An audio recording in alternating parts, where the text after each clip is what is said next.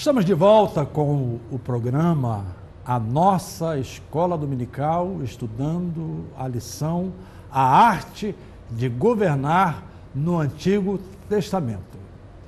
No último bloco, começamos tratando do primeiro ponto da lição, ou seja, o homem como criação de Deus, e falamos que ele foi criado à imagem de Deus.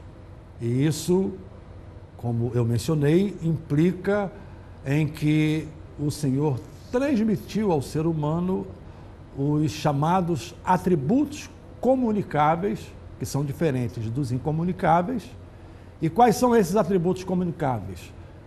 Amor, justiça, sabedoria e tantos outros que se revelam nas seguintes variáveis: conhecimento, sabedoria, fidelidade, bondade, amor, longanimidade, misericórdia, graça, santidade, justiça e governo.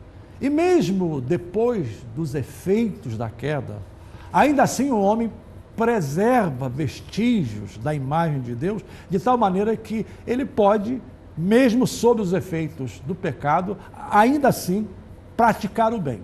Mas um outro aspecto desse ponto é que o homem foi também criado à semelhança de Deus. É uma característica única, mas isso não quer dizer que, segundo aquela teoria do diabo lá no Jardim do Éden, isso não quer dizer que o homem é igual a Deus. Quando falamos aqui de semelhança, nós estamos pensando de qualidades que não seriam estendidas a nenhum outro ser criado na face da terra. Ou seja, os homens não são pequenos deuses com algum poder especial.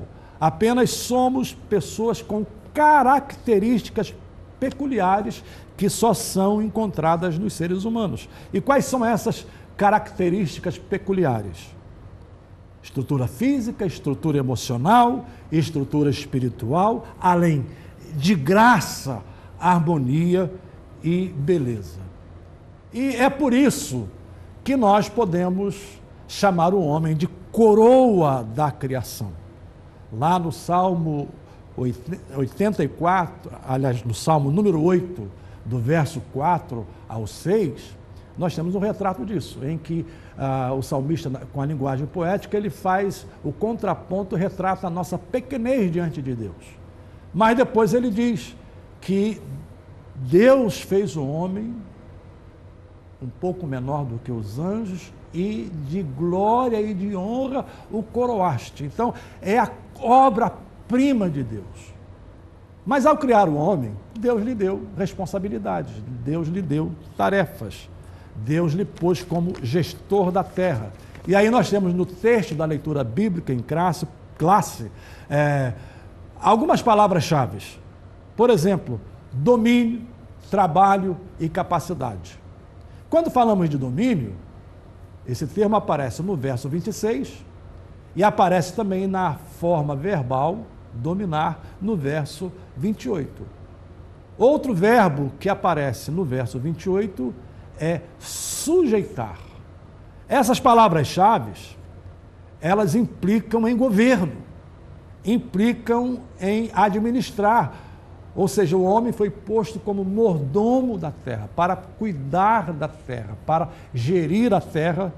E quando falamos de domínio, então pensamos exatamente nessa ideia, na ideia de cuidar da terra para prover a subsistência, para prover conveniência e para prover prazer ao homem.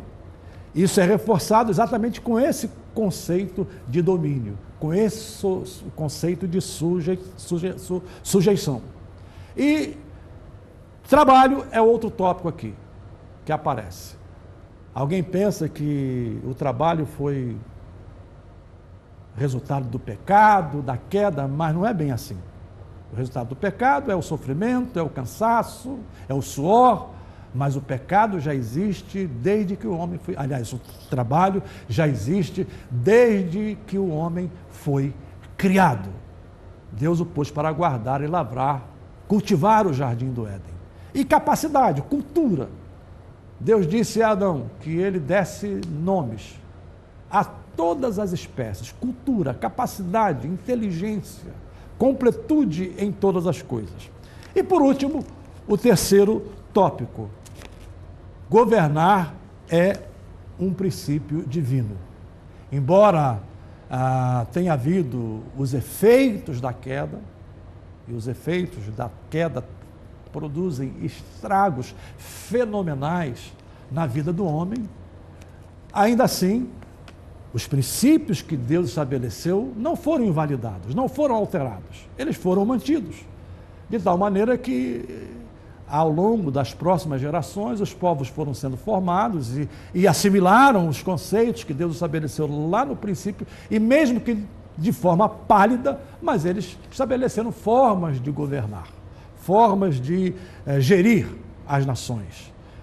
Quando apareceu a escrita, essas formas de gerir, elas foram registradas também nas escritas antigas.